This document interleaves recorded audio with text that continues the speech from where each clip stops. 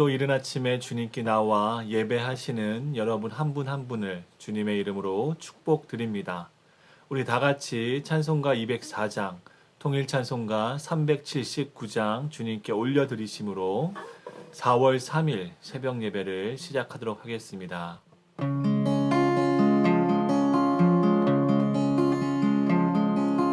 주의 말씀 듣고서 준행하는 자는 반석 위에 터닫고 집을 지음 같아. 비가 오고 물나며 바람 부딪혀도 반석 위에 세운 집 무너지지 않네. 잘 짓고 잘 짓세 우리 집 잘 짓세. 만세 반석 위에다 우리 집 잘 짓세. 주의 말씀 듣고도 준행하는 자는 모래 위에 터닫고 집을 지은 같아.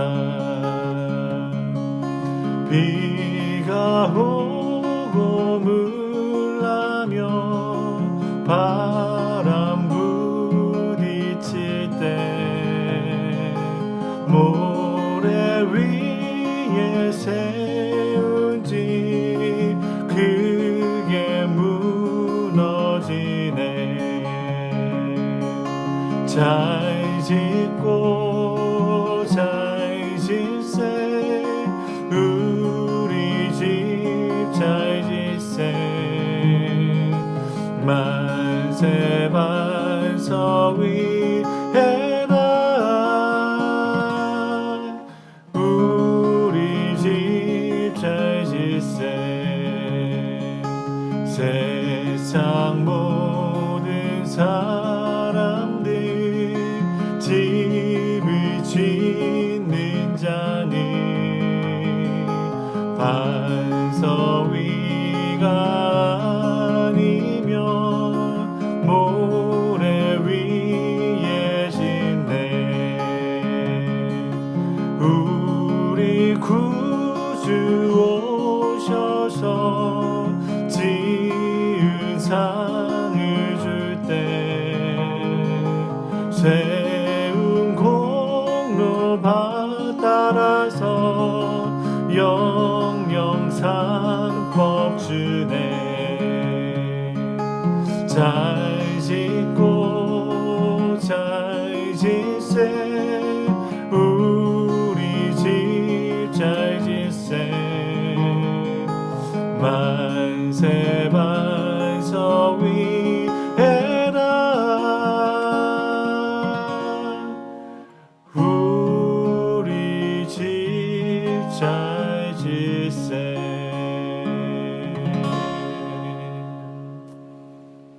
아멘. 금요일 이른 새벽 온라인 새벽 기도에 함께 하신 여러분 주님의 이름으로 환영합니다. 지난밤 평안히 주무셨지요? 오늘도 부활하신 주님의 평강이 여러분 모두 함께 하시기를 바랍니다. 오늘도 함께 말씀으로 주님과 함께 새날을 시작합니다. 오늘 함께 은혜 나눌 말씀은 사무엘하 3장 6절에서 16절 말씀입니다. 사무엘하 3장 6절에서 16절 말씀입니다. 우리 함께 봉독합니다. 사울의 집과 다윗의 집 사이에 전쟁이 있는 동안에 아브넬이 사울의 집에서 점점 권세를 잡으니라.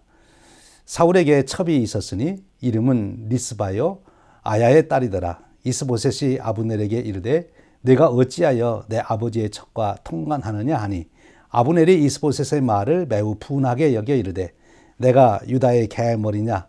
내가 오늘 당신의 아버지 사울의 집과 그의 형제와 그의 친구에게 은혜를 베풀어 당신을 다윗의 손에 내주지 아니하였거늘 당신이 오늘 이 여인에 관한 허물을 내게 돌리는도다.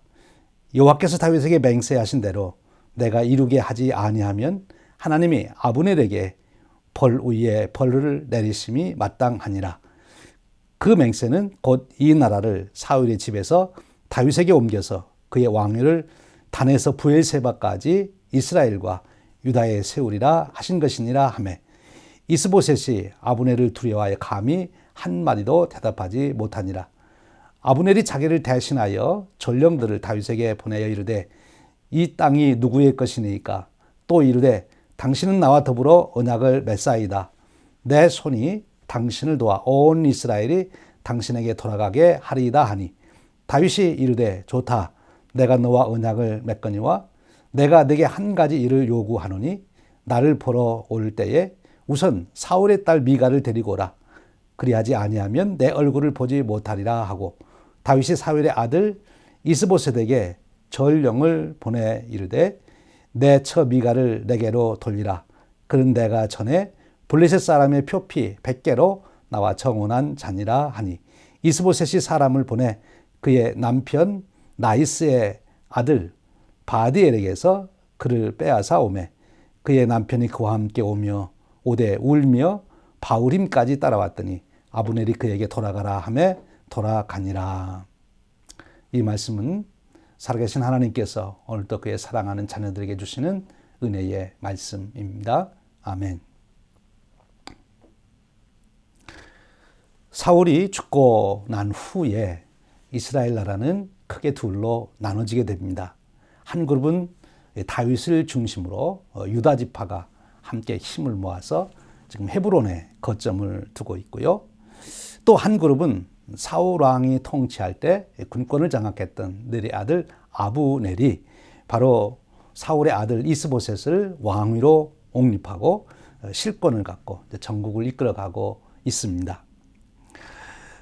기브온 전투가 바로 이 두 그룹의 분수령을 만들게 되는데 이 기브온 전투에서 아브넬이 요압에게 크게 패하게 됩니다.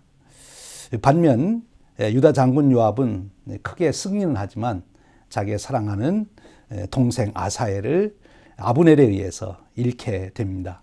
그로 인해서 이 요압이 아브넬에 대한 원한을 품게 되지요.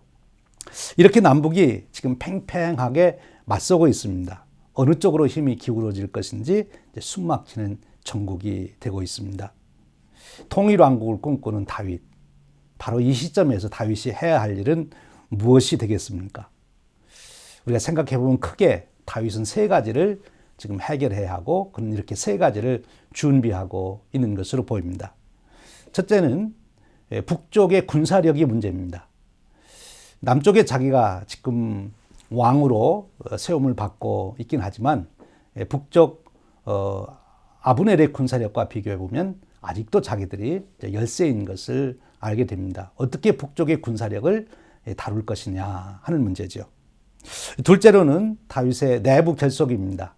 자기를 따르는 유다 지파를 중심으로 어떻게 현재 자기를 지지하고 있는 그들을 더 결속시킬 수 있을까.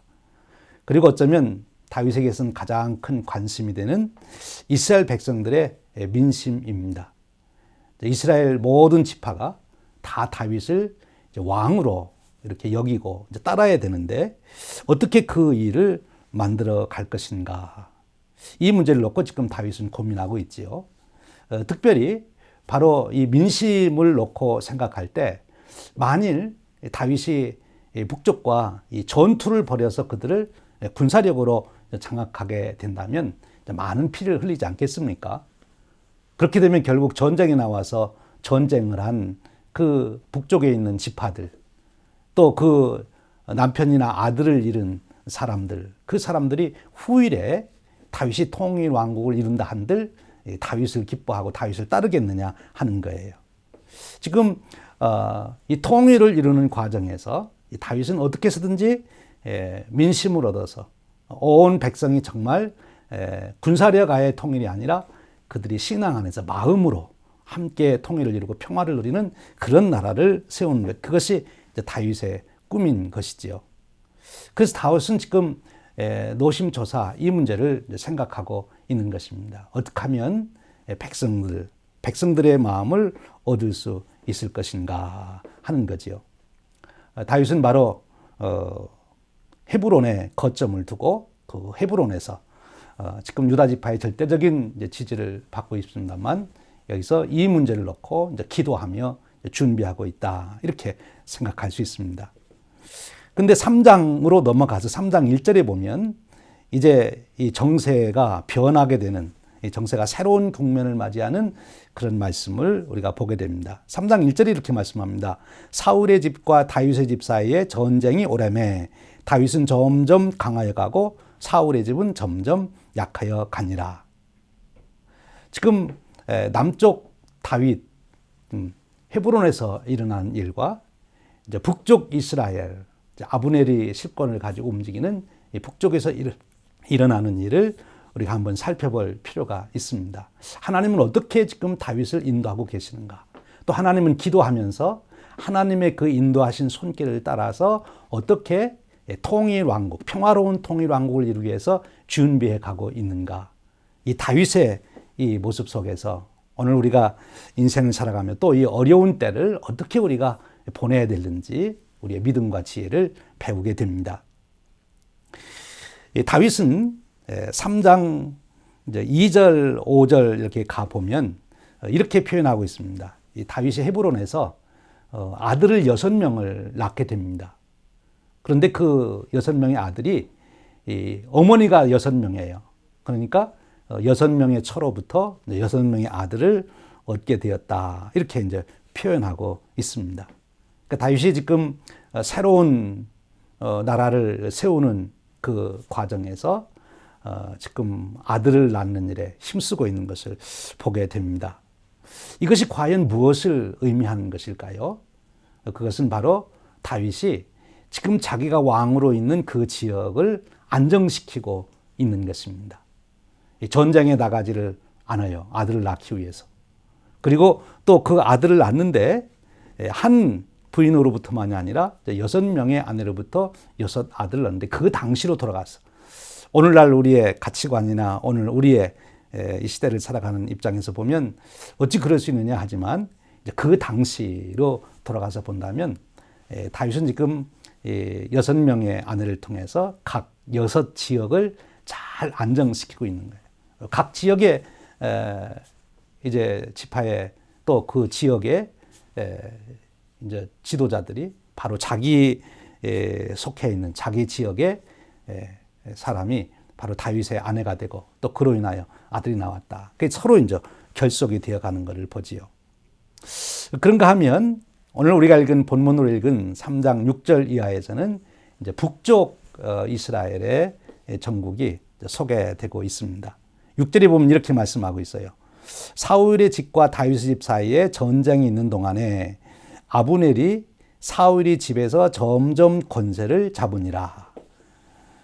지금 이스보셋이 명분상 왕이지만 이제는 아브넬에게 그 모든 실권이 이제 넘어가고 있음을 설명하고 있습니다. 아브넬이 권세를 잡아간다. 그것이 한편으로는 다윗에게 위협이 될 수도 있지만 그러나 지금 다윗은 냉철한 눈으로 지혜롭게 잘 파악하고 있습니다. 이제 곧 북쪽 이스라엘에 자중질환이 일어날 것이다 하는 거죠. 지금 이 다윗은 단순한 군사력이나 또 정치력 이런 것만 보지 않고 더 깊은 내면의 세계를 그 현장을 지금 관찰하고 있는 거예요.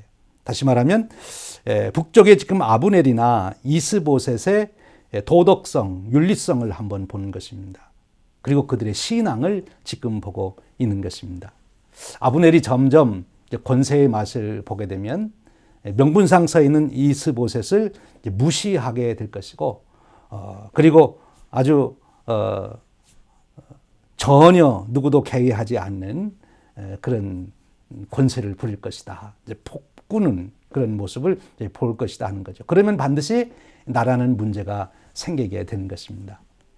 아니나 다를까 아브넬이 그 사울의 후궁이었던 리스바를 범하는 사건이 일어납니다. 이건 패륜이지요.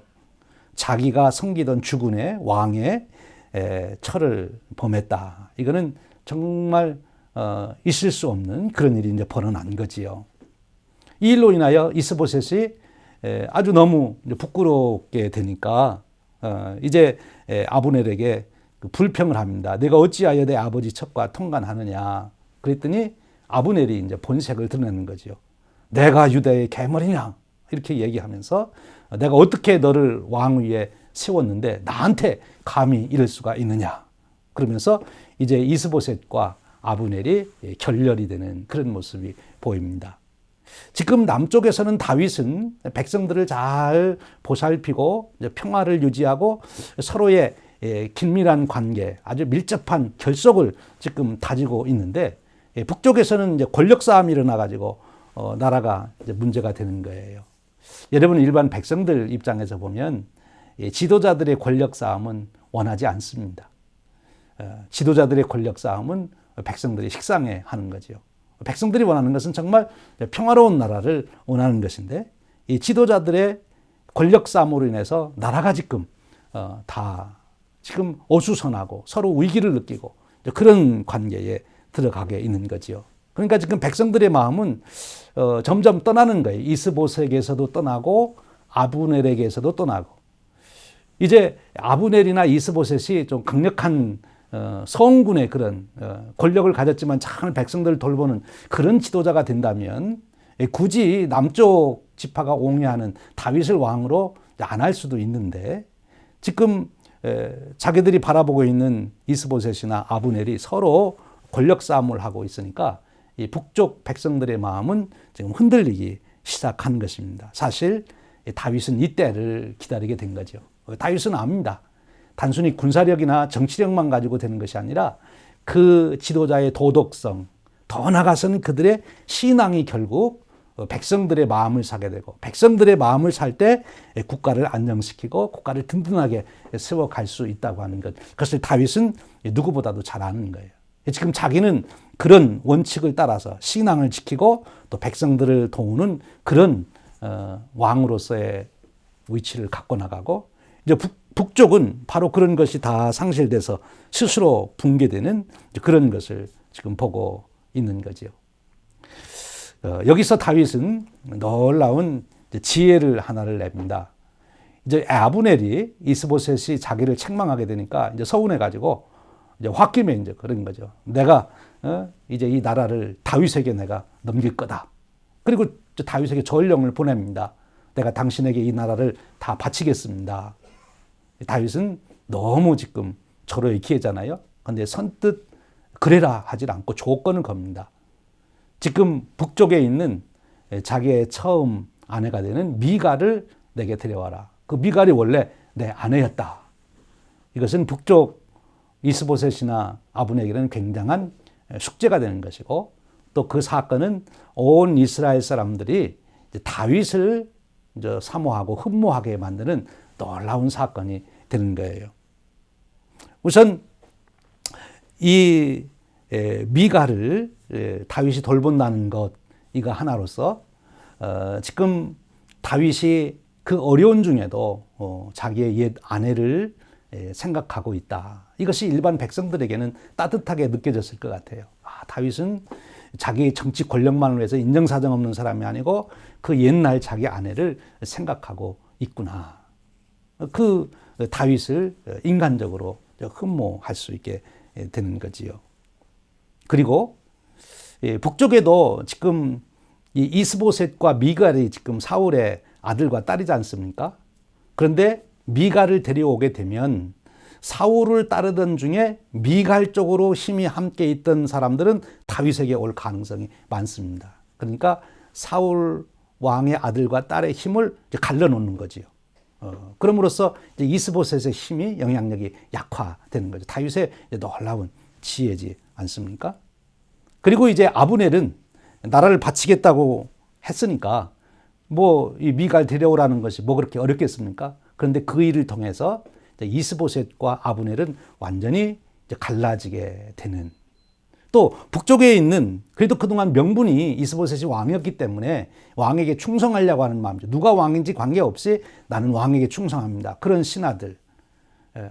또 아브넬 쪽에서 지금 허수아비 왕이 무슨 필요가 있냐, 이때 아브넬 당신이 왕이 되라고 할 만큼 아브넬을 따르던 사람들, 그런 사람들 간에 갈등이 야기가 되는 거죠. 그래서 이제 북쪽은 군사가 있지만 군사를 동원할 수 없고, 사람은 많아도 연합될 수 없이 사분오열되는 그런 상태로 가게 되는 거죠. 이 다윗이 참 놀라운 지략을 발견하게 되는 것입니다. 어떻게 다윗은 이렇게 통일 왕국을 평화롭게 이끌어가는 이런 지략을 얻게 되었을까요? 그것은 다윗이 헤브론에서 그가 준비하는 시간을 가졌다는 거예요. 다윗의 준비하는 시간은 곧 하나님께 예배하는 시간이고, 다윗의 준비하는 시간은 기도하는 시간입니다. 하나님 앞에 나가서 하나님, 지금 저에게 이 통일 왕국을 세우라고 그러시는데 제가 어떻게 하면 좋겠습니까? 지금 시시각각으로 이 정세가 이렇게 변하는데 바로 내가 어떻게 대처해야 되겠습니까? 이 다윗은 지금 하나님 앞에 열심히 기도하는 기간을 갖는 거예요.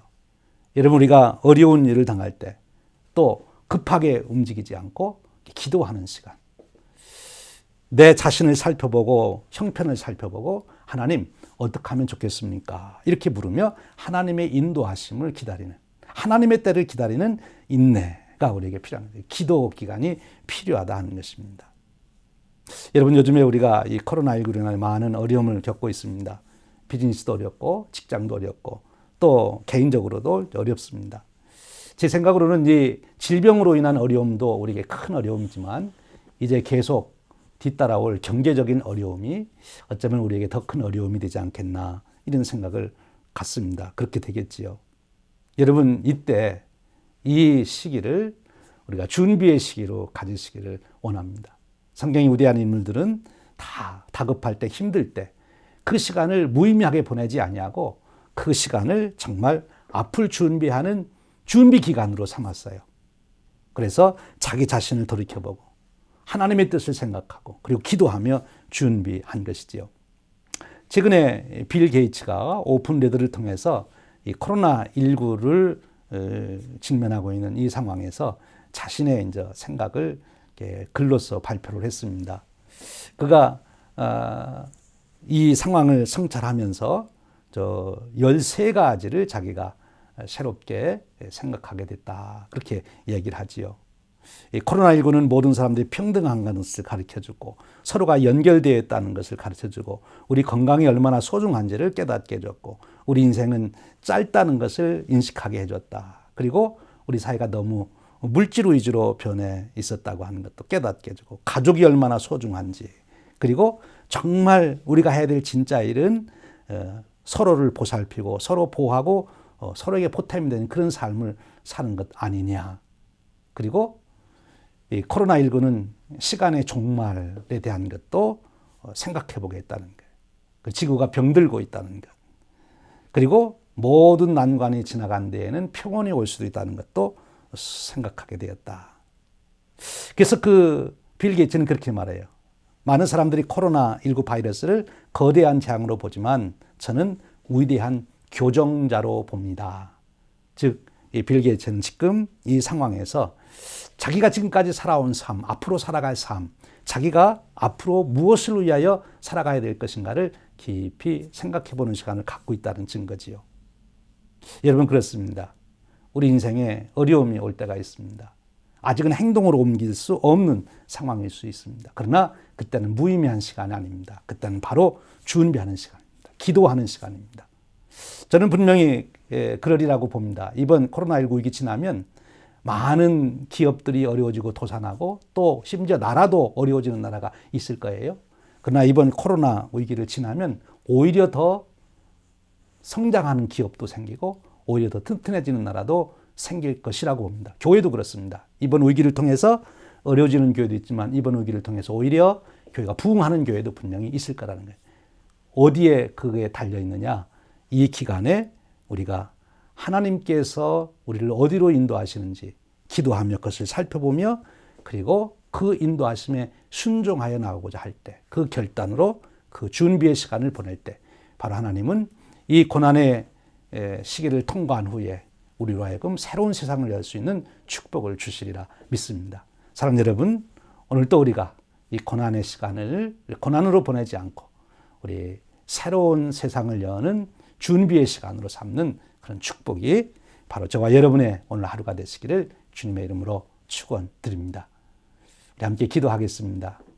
우리 함께 기도하실 때 좋으신 하나님 찬양하시고 그 자리에서 우리 10분 이상씩 우리 자신과 가족과 또 우리 교우들과 또 우리 교회를 위해서 그리고 이 시대 질병으로 고통을 당하는 분들, 경제적 어려운 분들을 위해서 기도해 주시고 또 의료진들을 위해서 특별히 기도해 주시고요. 그리고 지도자들 하나님께서 꼭 지혜를 주시도록 기도해 주시기를 부탁합니다. 우리 함께 기도하겠습니다.